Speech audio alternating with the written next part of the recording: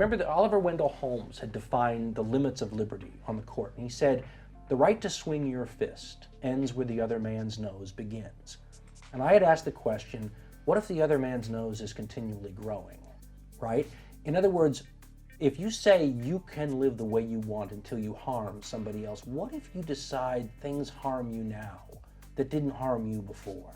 For example, if you play your music too loud and I live next door to you and I can't sleep, you're directly impacting me. That's a direct imposition on my freedom. So you shouldn't be able to play your music that loud. If, on the other hand, I smoke cigarettes and my insurance company is going to have to pay for me if I get sick, which is going to raise your rates. Right. Did I really impact your rights? Well, people will say, I can impact your rights because you're costing me money. Okay, well, that's the equivalent of the nose growing longer. I call that wallet rights because it's different than a direct inhibition on your rights. It's an indirect one. Now, the problem with that is if you're clever, you can connect point A to point B on anything. Once you say if it costs you money in a society as interconnected as ours, then Oliver Wendell Holmes' whole proposition goes out the window because then everybody's actions cost you something. Right. So you can't swing your fist at all. Right, you'd be out there grabbing cigarettes out of people's mouths, stopping them from drinking. And so that's become the problem. Once we decided that instead of a direct challenge to your right to live the way, an indirect challenge is an imposition and becomes cause for limiting you, then we've destroyed the entire idea that you have any personal liberty that you can call your own, because everything you do impacts at least my wallet somehow. So that's interesting. So let's just quickly, before we wrap up, go back to the example of the music, because I think it's a perfect example of where we can talk about government intrusion and personal rights and all that stuff.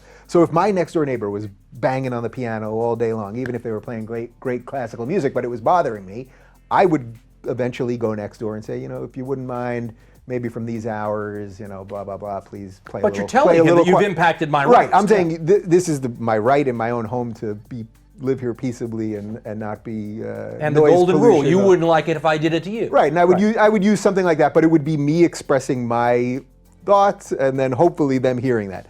Now, what a lot of people would say is, no, they would say, maybe you try that, but if they don't, well, then what's the next step? Do you go to your local congressman or councilman and say, we need some sort of noise law passed? And then all you're doing really is just expanding the government to then control what should be done as an interpersonal thing. But sometimes you can't win all of those What if the guy just says, well, go fuck yourself. Sorry, buddy.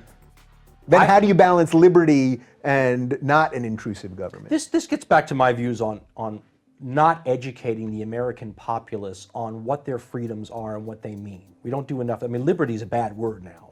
And yet, look at your founding documents. It's the number. I like the word liberty. Right. Okay. But nobody even knows what it means anymore. Yeah. So, for example, I always connected it to the golden rule. The amount of freedom you're willing to give your fellow human being in this country is directly proportional to what you get.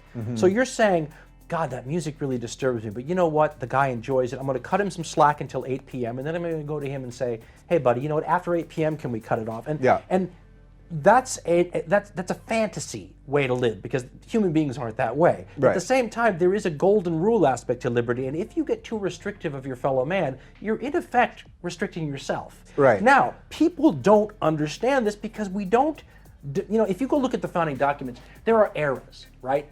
And eras, certain things become big. In this era, we talk about terrorism a lot, and we get granular with it. We examine it. In that era, liberty was big, and all these great writers, the John Locke's, and all these people we celebrate today, the Thomas Paines, they were examining that question and their version, by the way, what they meant when they said liberty is different than what even you and I are talking about today. They had an 18th century political concept of what it meant.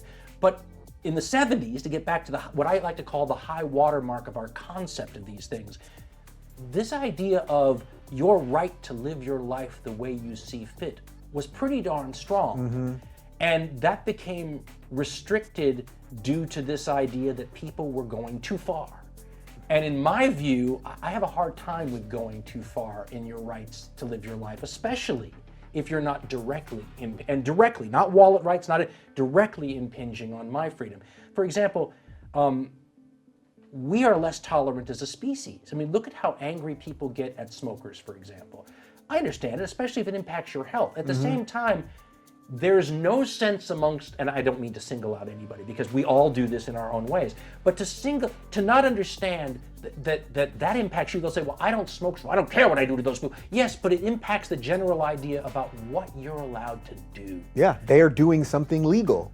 Well, and you may not like it. we all do something that someone doesn't like, and the Yeah. way we've become these ways is very selfish about our rights. If I do it, it's important. If I don't do it, and it costs me money, to hell with that.